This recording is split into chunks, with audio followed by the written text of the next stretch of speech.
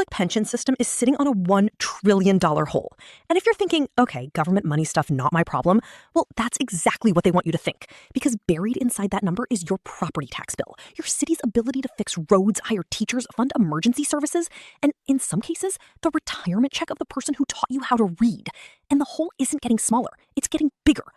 Systematically, and with the full knowledge of the people who are supposed to be managing it. But here's what makes this story different from every other pensions or underfunded headline you've scrolled past. It's not just that the money isn't there, it's that the account would make the private credit industry blush. And we already know how creative that industry gets with its books. So let's start with a number. Rate they expect to earn on their investments, and the average assumed rate of return across U.S. public pension funds right now is roughly 7%, which would be fine if they were actually earning 7%. But they're not. Over the last decade, the median public pension fund has returned somewhere around 6%. And over the last 5 years, that number looks even worse. But because they're allowed to assume 7%, they get to shrink their liability on paper to a number that fits the story they want to tell.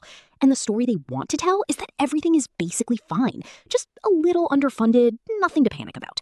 But if you apply the discount rate that private sector pension funds are legally required to use, which is based on high-quality corporate bond yields, something closer to 5% right now, the unfunded liability doesn't look like $1 trillion anymore. It looks like $4 to $5 trillion, depending on who's doing the math. Boston College's Center for Retirement Research has been tracking this for years. The number is not subtle, and it doesn't just sit in an academic paper, it shows up in your daily life in ways most people never connect back to the source. Because when a pension fund is underfunded, something has to give. Either the fund earns enough investment returns to close the gap, which requires taking on more risk than a retirement fund probably should, or the government entity that sponsors the fund, your state, your city, your county, starts contributing more money. And that money has to come from somewhere. It comes from taxpayers. It comes from the budget. And when the pension contribution goes up, something else goes down. This is already happening in cities across the country. In Chicago, pension contributions now consume roughly 20 cents of every dollar in the city's operating budget. In New Jersey, the state has been making headlines for years over a pension system that's been called one of the most underfunded in the nation. In Kentucky, the teachers' pension system was funded at less than 50% for years, meaning for every dollar it owed its retirees, it had less than 50 cents in the bank to pay it. These aren't outliers. They're case studies in what a slow-moving fiscal crisis actually looks like when it arrives wearing a spreadsheet instead of a headline. And the problem has a structural engine underneath it that almost nobody talks about. It's called the actuarial smoothing mechanism. And if the payment in kind feature from the private credit world made you uncomfortable, this one's going to make you furious. Here's how it works. When a pension fund has a bad investment year, they're not required to recognize that loss immediately. They're allowed to spread it out over a period of years, sometimes as many as 5 or 7 years, using a smoothing method that averages out the pain. Which means in 2022, when the average public pension fund lost somewhere around 8%, most of them didn't report an 8% loss. They reported something much smaller because the loss got distributed across future years. The same way a floating rate borrower can roll unpaid interest into the principal and call it a performing loan, a pension fund can take a real investment loss and spread it across future reporting periods and pretend the damage is smaller than it is. And this creates a compounding problem, because while the losses are being smoothed out on paper, the promised benefits keep growing. Public employees keep accruing pension credits. Retirees keep collecting checks. The math underneath keeps getting worse, but the reported funded status stays artificially elevated because the accounting allows it to be. And by the time the smoothing period catches up to the real losses, there are new losses to start smoothing again. So the fund looks fine until it doesn't. And then there's the investment side of this, because it gets even more uncomfortable. Because when a pension fund falls behind on its funding, the pressure to close the gap through investment returns becomes enormous, which means the fund starts reaching for yield. It starts moving money away from boring, stable, low-return assets and toward riskier ones, private equity, hedge funds, real assets, and yes, private credit. The exact same floating rate, illiquid, level 3 asset class we talked about. The one where 11 to 12% of loans now include payment in kind features. The one where the Fitch default rate just hit its highest level since inception. Public pension funds are now one of the largest investor classes in private credit. They moved in aggressively during the low-rate era because the promised returns looked attractive and the volatility was low. But remember, the volatility looked low partly because these loans don't trade on any exchange. They get valued once a quarter using internal models. And when those models start catching up to reality, pension funds are going to be sitting on losses they've been smoothing for years inside an asset class that's been hiding its own losses using payment-in-kind accounting. It's losses inside losses, and both are being hidden by creative accounting that is completely legal. But here's the part that makes this more than just a finance story, because this isn't happening in a vacuum. It's happening right as the 30-year Treasury yield sits at levels we haven't seen since 2007. And rising rates are a double-edged sword for pension funds. On one hand, higher rates make future liabilities look smaller in present value terms, which actually helps the funded status calculation. On the other hand, higher rates destroy the value of the bond portfolios these funds have been sitting on for decades. The bonds they bought when rates were near zero are now worth less because newer bonds pay more, and pension funds are holding hundreds of billions of dollars in those older, lower-yielding bonds. So the same rate environment that helps them on the liability side is quietly bleeding them on the asset side.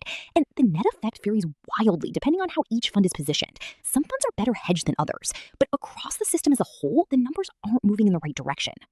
Now, let's talk about what the people managing these funds are actually saying publicly, because this is the part that's hard to believe until you see it. In state after state, the official communication from pension boards to beneficiaries and taxpayers is some version of the fund is healthy, our investments are performing, we remain committed to our obligations. Meanwhile, the actuarial reports buried in the footnotes of the same document are showing funded ratios below 70%, in some cases below 60%. A pension fund that's 60% funded means it has 60 cents for every dollar it is promised to pay, and they're calling that healthy. There's a direct line between this language and the private credit executives who were calling their portfolios healthy while the Fitch default rate was hitting record highs.